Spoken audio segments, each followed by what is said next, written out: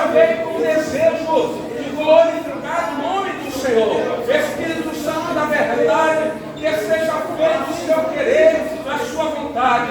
Meu Deus, vai repreendendo, meu Pai, toda impedição, as barreiras, venha cair por terra. Pai amado, Pai querido, envia, meu Deus, um exército de anjos, meu Pai, para proteger o teu servo contra todo mal, em nome de Jesus Cristo de Nazaré. Pai, fala que a tua igreja ouve, em nome de Jesus Cristo. Amém? E preste o seu ouvido ao Senhor nessa noite, em nome de Jesus.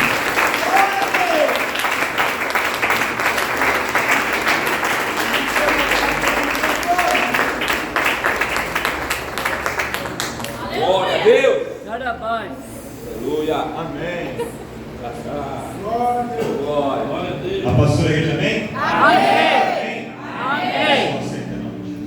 Glória a Jesus. Hoje está mais ou menos parecido com o que a nossa igreja está voltando, né? Aleluia. Então, algumas pessoas estavam enfermas, outras estavam vindo, outros estavam viajando, outros estavam com outros compromissos. Hoje a igreja já está mais cheia de gente. Olha para o seu irmão da direita, da esquerda e fala: é bom louvar a Deus com você. É bom ter você junto comigo adorando a Deus na presença de Deus. É bom ter a casa de Deus cheia de adoradores e de adoradoras em nome de Jesus. Abra comigo sua Bíblia no livro do profeta Zacarias. Ixi, pastor, onde é que fica? Aquele dos trapalhões? Não é. É fácil. Você acha Mateus, o Evangelho de Mateus, aí você volta. Antes de Mateus tem Malaquias e antes de Malaquias é Zacarias. Então, basta para você achar. Achou Mateus, volta a Malaquias, volta a outro Zacarias, capítulo de número 3. Livro do profeta Zacarias, capítulo de número 3.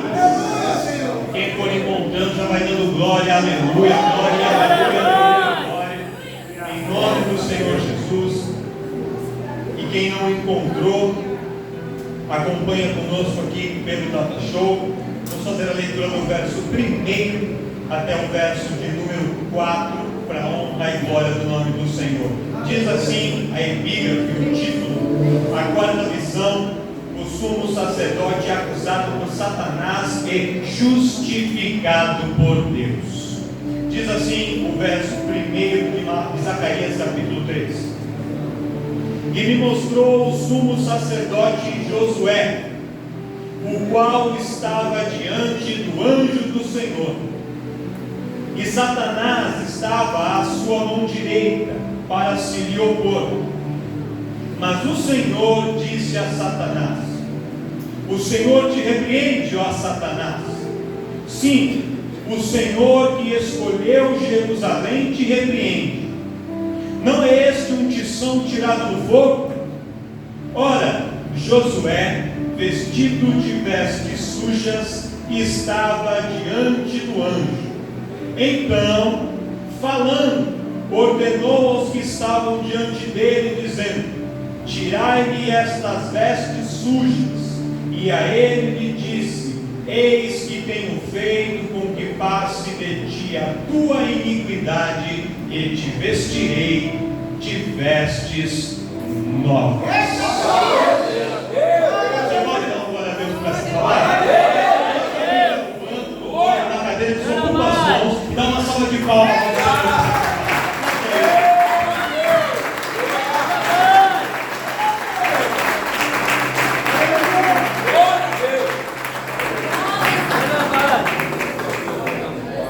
Eu sei que você aplaudiu, mas não precisa entender muito. Você não entendeu muito o que você fez. Você entendeu, você não entendeu. Você pode achar que você entendeu, mas você não entendeu. Mas eu vou te explicar nessa noite. E Deus vai trazer para nós o conhecimento do que essa palavra traz. E depois, no final, Deus vai nos revelar algo profundo, oculto e escondido aqui dentro desse texto. Quem acredita em palavra revelada da glória? O profeta Zacarias, ele é um profeta pós-exílio, ou seja, um profeta que teve o seu período ministerial ativo após o povo retornar do cativeiro da Babilônia. O povo permanece 70 anos no cativeiro da Babilônia.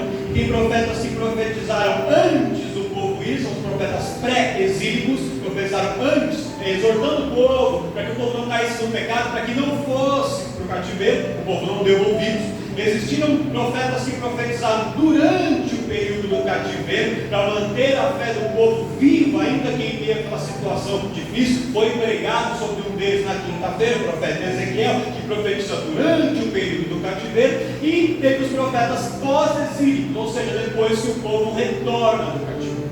Quando Deus levanta o rei Ciro lá na Babilônia, eu não vou entrar nos detalhes da história, né? Isso já foi ministrado em sua Bíblia e outras pregações, mas só para você entender bem rapidamente. Deus levanta o rei Ciro, que ele assina um decreto dizendo que aqueles judeus que estavam encarcerados e que quisessem retornar para Jerusalém estavam liberados para retornar. Forma-se um grupo, uma caravana de 50 mil homens aproximadamente, com mulheres e crianças, liderados por Zorobabel e Josué, e acompanhados pelo profeta Zacarias, esse aqui da história, e pelo profeta Ageu. E este grupo de 50 mil retorna para Jerusalém para quê? Para reconstruir o templo em Jerusalém, porque o templo havia sido destruído, queimado, estava em ruínas. Então esse povo volta para reconstruir o templo.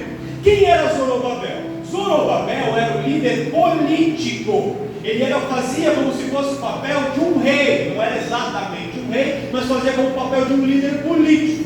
Então ele vinha de uma dinastia, de ancestrais que eram líderes políticos, pessoas influentes, proeminentes em Israel, e esse Zorobabel assume esse papel de líder político. E o povo aceita a liderança de Zorobabel. E Josué, por sua vez, ele é indicado, nomeado para ocupar o papel de sumo sacerdote da nação. Como o templo seria reconstruído, era necessário um grupo de sacerdotes para oficiar no templo, e o sumo sacerdote era o líder dos sacerdotes. Só que quando Josué foi indicado ao cargo de sumo sacerdote, o povo não aceita a indicação de Josué, e o povo se rebela contra a indicação de Josué. Por quê, pastor? Vou contar para você depois, estou no suspense para prender sua atenção. A parte de Josué e de Zorobabel estavam dois outros profetas, o profeta Ageu e o profeta Zacarias, este camarada aqui da história. O Zacarias é alguém muito importante dentro da história das Escrituras. O livro do profeta Zacarias é um livro que muito poucas pessoas leem, porque é um livro muito difícil de interpretar. É um livro que ele tem muitas visões, então para você interpretar o que diz esse livro é muito complexo, não é simples. E as palavras de Zacarias não eram palavras para massagear o ego de ninguém, eram palavras muitas vezes duras, palavras muitas vezes firmes, palavras que às vezes machucavam. Mas quando Deus ele usa o seu cajado, não é para ferir, Deus usa o cajado para trazer a ovelha de volta. Às vezes Deus nos exorta, às vezes Deus nos repreende, mas não é porque ele não gosta da gente, é pelo contrário. Deus só exorta aquele que ele ama. Ele vê a gente tentando errar, ele vê a gente se esfriando, ele vê a gente ali meio desanimado, e Deus vai lá dar um chacoalhão. Deus dá uma exortação para quê? Para nos levantar, para nos colocar de pé. E eu não sei como você chegou aqui, mas Deus está te exortando e vai te colocar de pé de novo.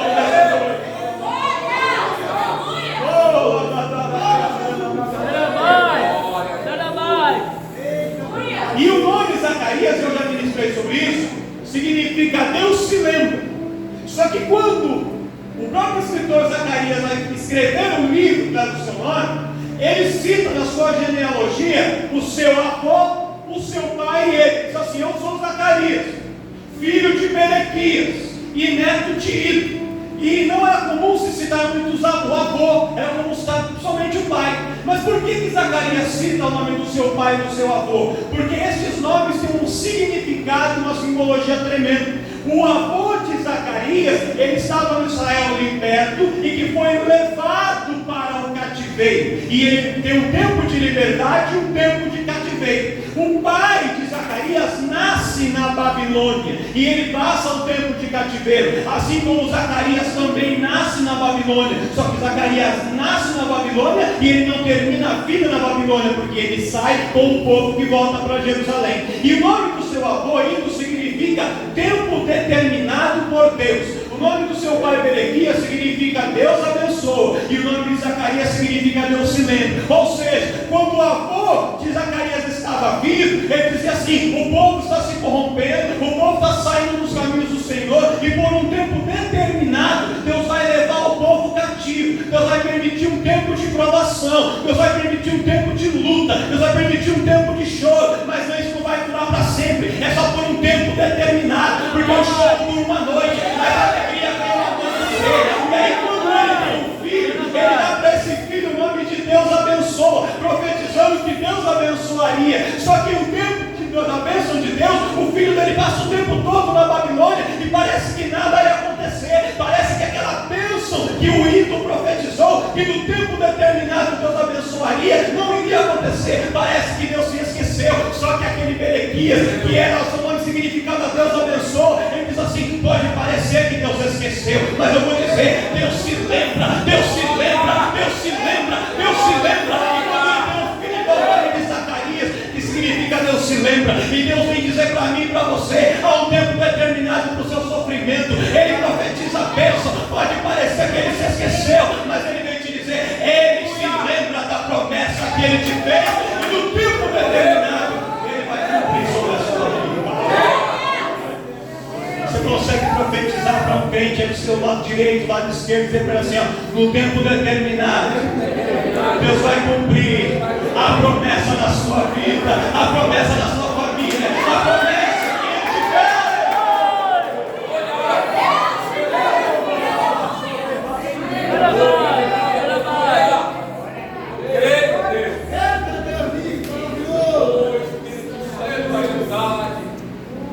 E o Deus se lembra, o Zacarias acompanhou o povo para a construção do templo. Nós estudamos muito isso em escolas bíblicas, em outras pregações. A reconstrução do templo não foi fácil, foi difícil. O povo chegou empolgado, vamos lá, vamos reconstruir. Só que quando eles começaram a obra, eles perceberam que eles não tinham recursos, que eles não tinham dinheiro. E muitos daqueles que estavam lá tinham ouvido as histórias do templo antes do cativeiro. O templo que havia sido construído por Salomão, que era um templo de ouro, um templo maravilhoso. E quando eles começam a construir, eles falam assim: mas como é que a gente vai construir um templo desse? Com madeira simples, com pedra simples. A gente nunca vai conseguir fazer um templo igual ao de Salomão. O que adianta fazer um templo para Deus tão simples, tão simplório, tão pobrezinho? E aí eles tinham aquele apego à aparência das coisas. E aí Deus usa o amigo de Zacarias, o profeta Ageu, para dizer assim: a glória desta última casa.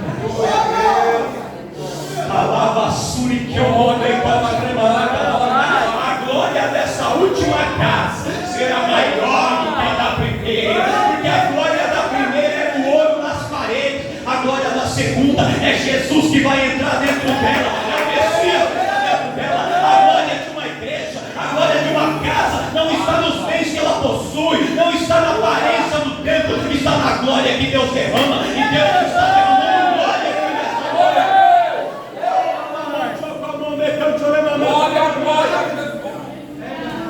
Um culto bom não é só o culto que está cheio, não é só o culto que tem pregador famoso, cantor famoso. O culto bom é que nem esse, onde a glória de Deus você pode sentir, onde você sente o calor do Espírito Santo, que você sente a presença de Deus te tocando. É a glória de Deus. Quem está sentindo a glória de Deus? Está sentindo?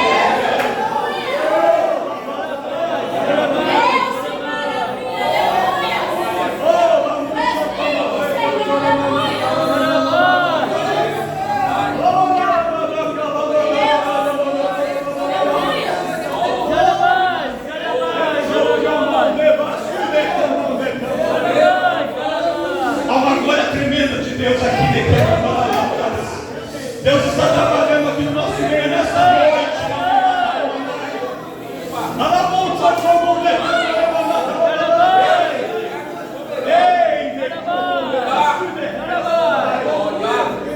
Oh, aleluia. E a obra fica paralisada por cerca de 12 anos. Alguns dizem 14. Vamos supor que seja entre 12 e 14 anos. E Ageu e Zacarias estimulando o povo a voltar a construir. O povo volta, retoma a obra. Hoje é noite de retomada de obra nessa noite. Tem pessoas que estão continuando, que estão firmes, nunca pararam. Glória a Deus pela tua vida. Mas tem pessoas que começaram, pararam, tropeçaram. começaram a cair. Deus está levantando pessoas aqui, está dizendo: hoje é tempo de retomada, não é tempo de olhar para o que ficou lá para trás, é de olhar para frente, porque Deus quer, a partir de hoje, começar a escrever uma nova história.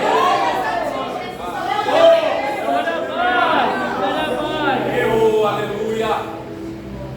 E quando o tempo fica pronto, eles tinham que celebrar as festas judaicas, fazer os sacrifícios do tempo, e para isso era necessário o sumo sacerdote.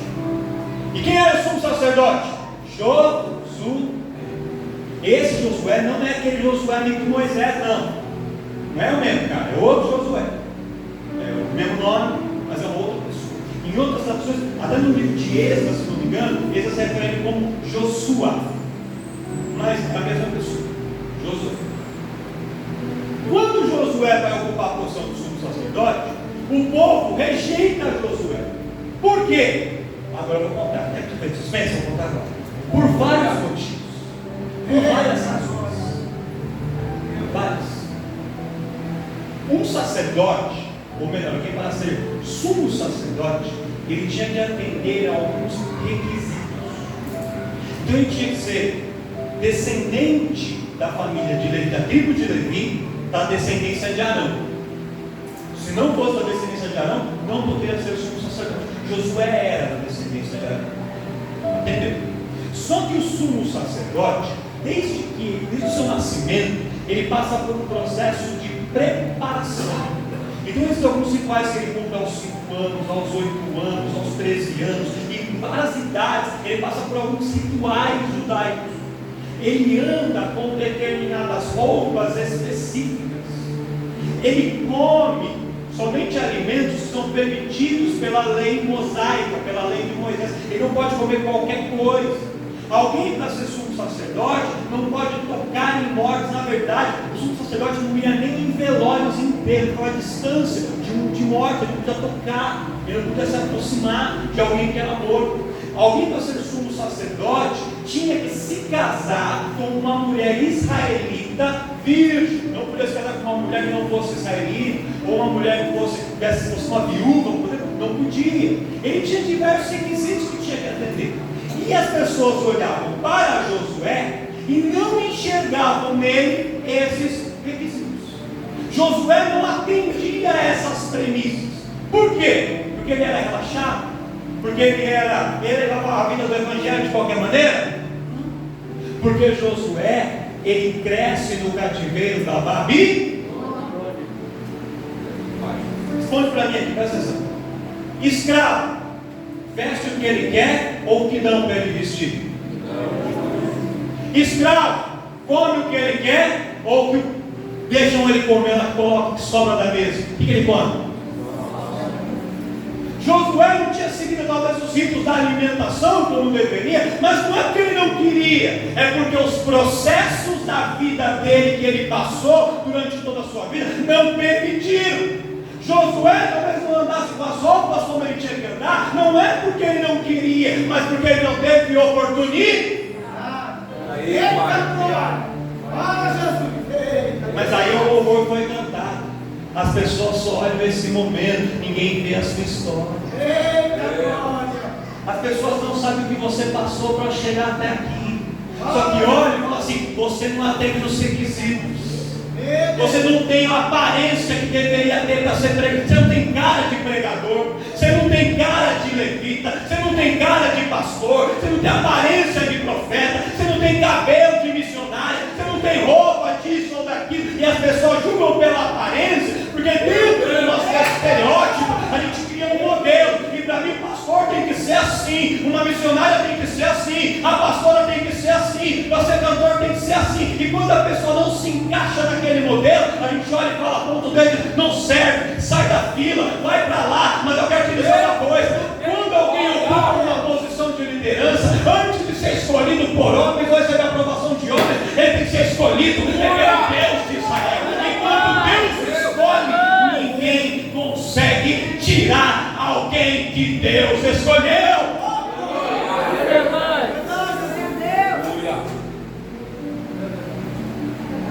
Quando eu preparava essa mensagem, Deus falava no meu coração: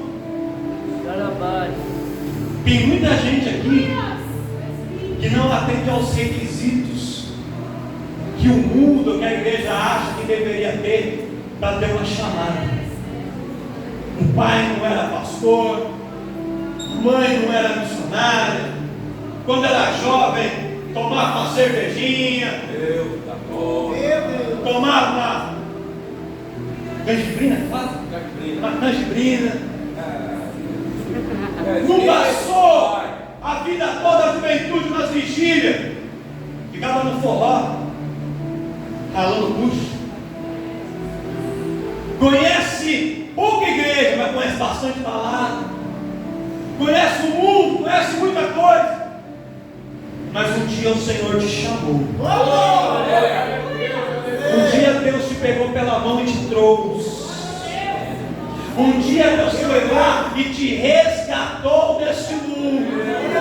As pessoas olham e chamam o teu passado, o que você era, o que você falava, o que você fazia, aonde você ia, como você era. Mas Deus não olha para o seu passado, Ele olha para quem você é e para aquilo que você vai ser, porque Ele está trabalhando. E para o mundo você pode ser alguém sem valor, mas para Deus você é vaso escolhido.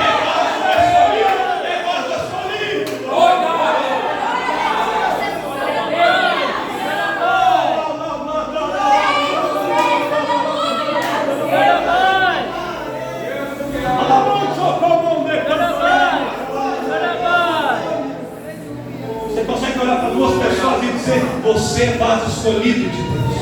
Você é um vaso escolhido de Deus. Você é um vaso escolhido de Deus. Você é um vaso separado, selecionado, escolhido de Deus.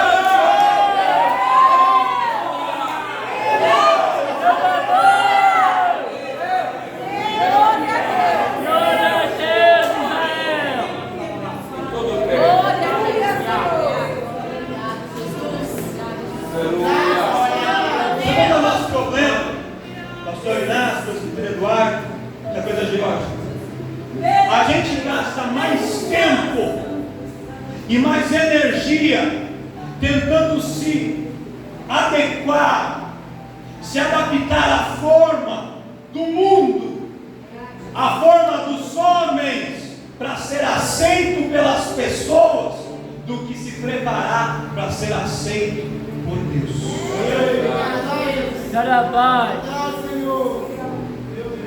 Posso falar um pouquinho dos jovens? Posso falar? Sabe qual é o problema do jovem? Eu já fui jovem. O jovem ele quer ser aceito. Aí ele chega na rodinha, ele sabe que ele não pode beber. Ele sabe que aquelas músicas de funk só fala coisa errada e que aquilo dá até nojo. Ele sabe tudo isso. E ele sente isso também. Só que os amigos dele, os amigos, todos fazem isso.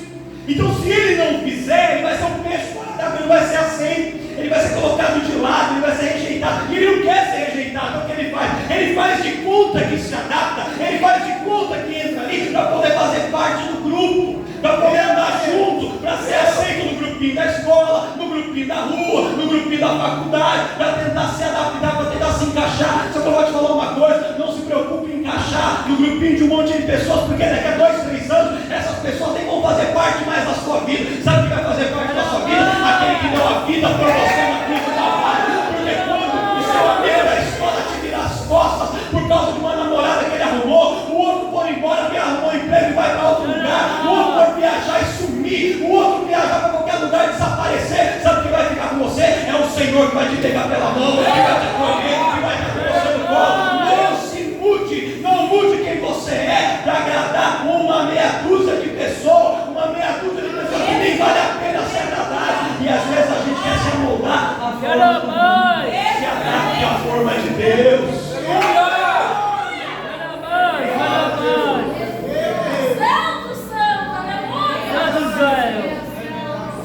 E eu falei com o jovem, não é só jovem que faz isso não. Tem velho também. Velho também.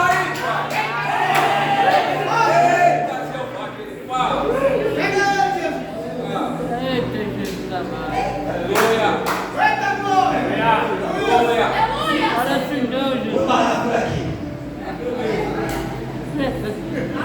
Olha para o seu irmão, você já entendeu.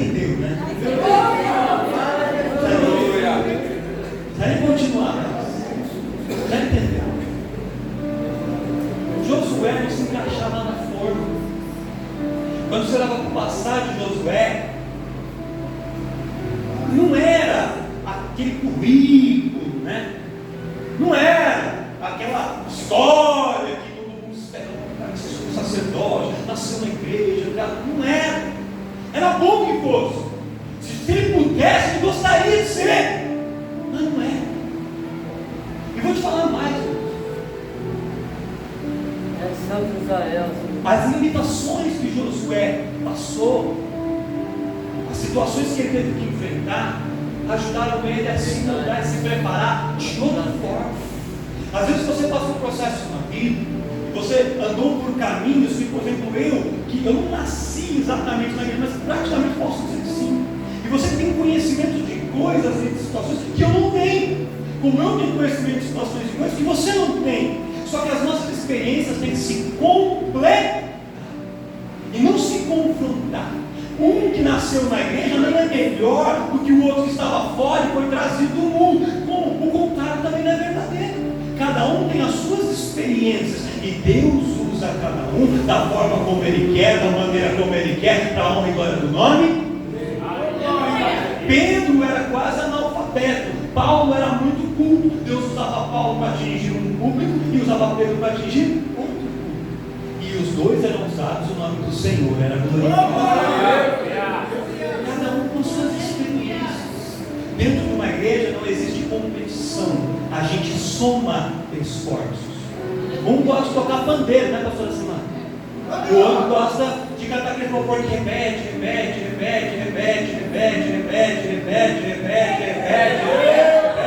Amém. Vamos lá. Parabéns. Deixa ela repetir o louvor dela. Deixa o outro tocar o pandeiro dele. Deixa o outro fazer o solo de guitarra, espancar a bateria. Deixa o outro gostar daquele louvor com o instrumento. Deixa, não importa. O que importa é que o nome do Senhor seja glorificado. Para todo mundo, irmão. É uma competição. A gente está aqui para somar.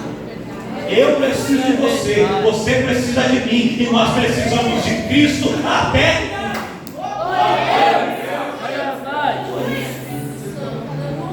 Mas o povo se levantou contra Josué. E tinha um outro componente que eu não contei, guardei o melhor para o final. Esse aqui. Presta atenção. Além das características dele, ele não tinha dado com as vestes de criança, ele não tinha seguido os rituais da alimentação correta, nem tudo isso. Tinha uma outra questão. Os filhos de Josué haviam se casado com mulheres que não eram israelitas, mulheres da Babilônia, mulheres estrangeiras. E a Torá condenava isso. Então os filhos de Josué haviam se casado com mulheres que não eram do povo de Deus. Josué havia feito isso? Não. Mas os filhos dele haviam pecado. Só que como ele era o sacerdote, como ele era o cabeça da casa, e ele estava numa posição de destaque, os erros da sua família eram cobrados dele. Oh, Jesus. Em Esdras, você vai ver, se não me engano, Esdras capítulo, não lembro se capítulo 5 ou se é capítulo 10, vai ter um relato de quando Esdras reúne todo o povo, e o povo começa a acusar, e fala assim: olha, Josué, os seus filhos se casaram com mulheres estrangeiras, por isso, e começa a cobrar dele. E aí, quando ele é cobrado, e os seus filhos são cobrados, os filhos se divorciam das mulheres estrangeiras para cumprir a lei do Senhor. E eles fazem isso, eles se regularizam na situação. Mas até ali já havia tido um pecado. Só que era Josué que tinha pecado, mas a família deles. E por causa do pecado da família, por causa de um erro da família, Josué estava sendo cobrado. E aí, quando eu preparava essa mensagem, Deus falava assim ao meu coração: tem pessoas que estão aqui, irmãos, e estão pagando um preço alto. Às vezes nem por causa de você, mas por causa de erros de outras pessoas. Às vezes hoje está no culto de domingo, culto de família.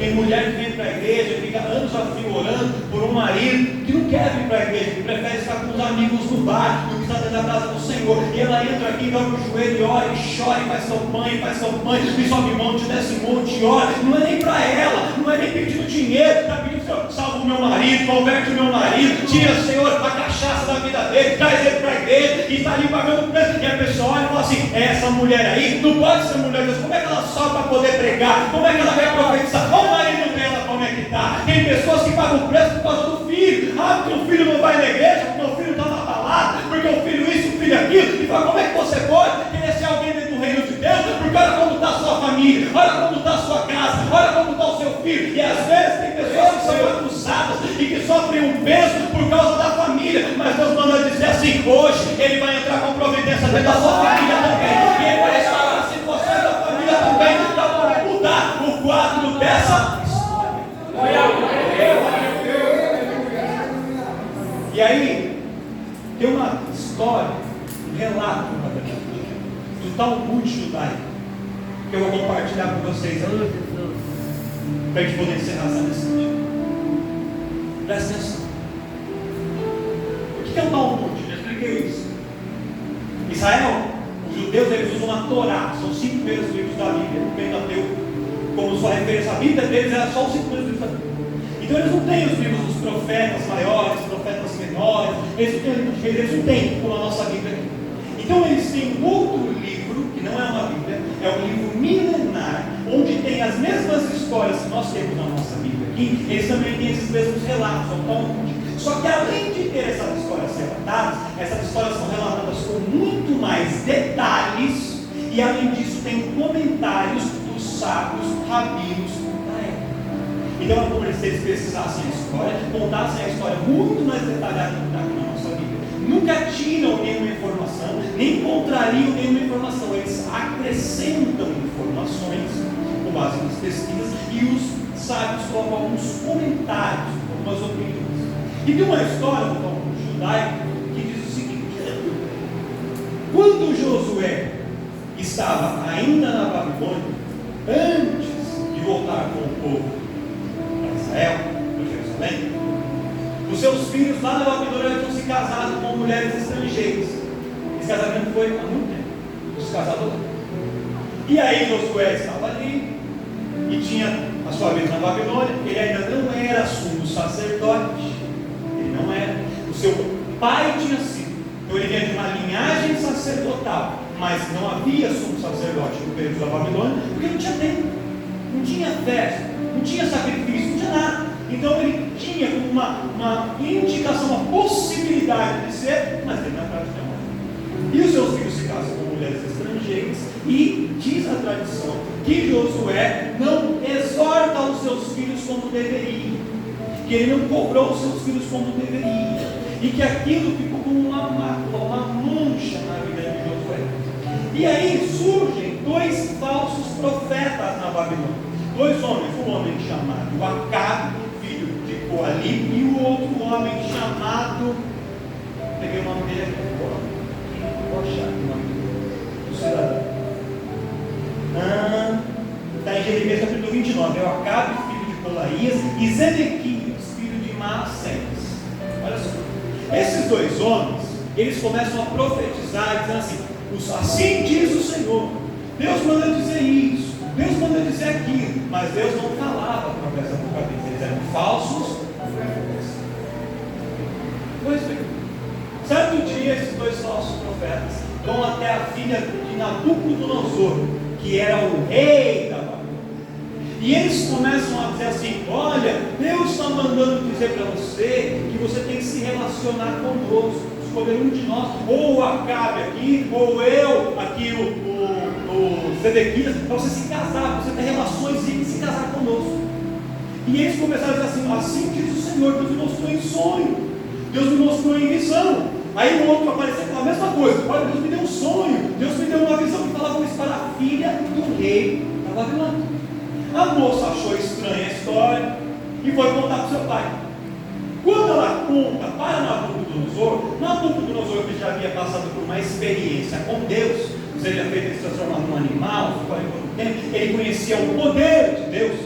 Ele falou assim: esse Deus de Israel, um compactua com essas coisas, não. Louvado seja Deus. O Deus de Israel aprovar que uma moça tem a relação com um homem que é profeta, Deus mostrar isso em sonho, Deus não está nesse negócio, não. Aleluia. E aí o que ele faz? Ele vai consultar homens que ele confiava. Quem eram esses homens? Um deles chamava-se Daniel, o outro chamava-se Misael, o outro chamava-se Azarias e o outro chamava-se Ananias. Nós conhecemos eles como Daniel, Sadraque, Mesaque e Abednego. Aí ele vai conversar com eles e falou: está acontecendo isso, minha filha veio contar isso, esses dois profetas. E aí o Sadraque, Mesaque e Abednego, Daniel falou assim: ih, isso aí não é de Deus não, Deus não está nesse negócio. Chama esses homens e coloca eles à prova. Aí o rei fala assim para a filha: filha, quando eles vierem a ti novamente, manda eles virem a mim, rei, e eu vou tratar com eles. Aí vão lá os dois, para tentar seduzir o menino. Aí vai falar: conversa com os guardas levam ele para a presença do rei Nabucodonosor. Quando chega ali diante do rei, o rei fala assim: o que vocês estão falando para minha filha? Eles repetem a história e falam assim: mas Deus não fala dessa maneira. Aí ele falou: não fala, ele não falou com o Daniel, ele não falou com o Sadraque, mas com a gente ele falou. Aí ele falou assim: então, se o Deus de vocês é o mesmo Deus deles, e Deus falou com vocês alguma coisa, da mesma maneira como fala com eles, mas trouxe uma mensagem diferente, então esse Deus que guardou a eles na fornalha, pode guardar vocês também. Meu Deus. Vamos fazer uma prova? Eu vou aquecer a fornalha 7 vezes e vou lançar vocês dentro da fornalha junto com eles. Deus da glória. Olha para o seu irmão e fala assim: você pensou que só tinha alguns na fornalha, né? A fornalha está aquecida, viu? Só que aí eles esperam e falam assim: mas rei, naquela situação tinha 3 homens, e 3 representam o número bíblico sagrado pela cabala judaica, então a gente não pode, nós só somos 2. E ele fala assim para eles: então pode escolher mais um para entrar com vocês. Quem eles escolhem? Josué. E eles pensam assim: Josué vem de uma linhagem sacerdotal. Talvez por misericórdia Deus queira salvar a ele. E como a gente está junto com ele, por a gente estar andando com ele, se Deus for salvar ele, vai salvar a gente também. Agora, se Deus quiser matar Josué por causa do pecado dos seus filhos, Deus vai matar ele, vai matar a gente vai morrer dentro da morte do mundo. Ou seja, eles queriam usar do que Deus tinha sobre a vida de Josué a favor deles. E se não desse certo, eles não estavam preocupados se Josué ia morrer ou não ia morrer. Eles levaram Josué junto para a fornalha de fogo. Aí o que acontece? A fornalha é aberta, os 3 são jogados lá. 2 deles, o Zedequias e o Acabe, viram cinza. E Josué é preservado por Deus. Glória a Deus. Mas as vestes de Josué, as suas roupas, pegam fogo. As roupas dele ficam chamuscadas, ficam com marcas de queimadura. Por quê? Porque havia um pecado na família. E este pecado, todo pecado deixa uma marca. O pecado sempre deixa uma mancha. Mas Deus não pune em uma pessoa o pecado de outra pessoa. Então Josué ficou com uma marca? Ficou, mas ele foi tocado pelas chamas? Não foi. Por quê? Porque a vida dele estava diante do altar do Senhor. A família havia pecado, os filhos haviam errado, mas ele estava reto diante da presença de Deus. E diz a tradição que o anjo do Senhor entra, e o anjo do Senhor tira Josué de lá de dentro, e quando ele sai, o rei Nabucodonosor diz: verdadeiramente, mais uma vez o Deus de Israel prova que ele guarda os seus salvos, os seus escolhidos, e é justo e verdadeiro. Quem entra com mentira vira cinzas e vira pó, mas quem entra com verdade é preservado, é guardado, e as chamas não conseguem tocar e destruir a lava.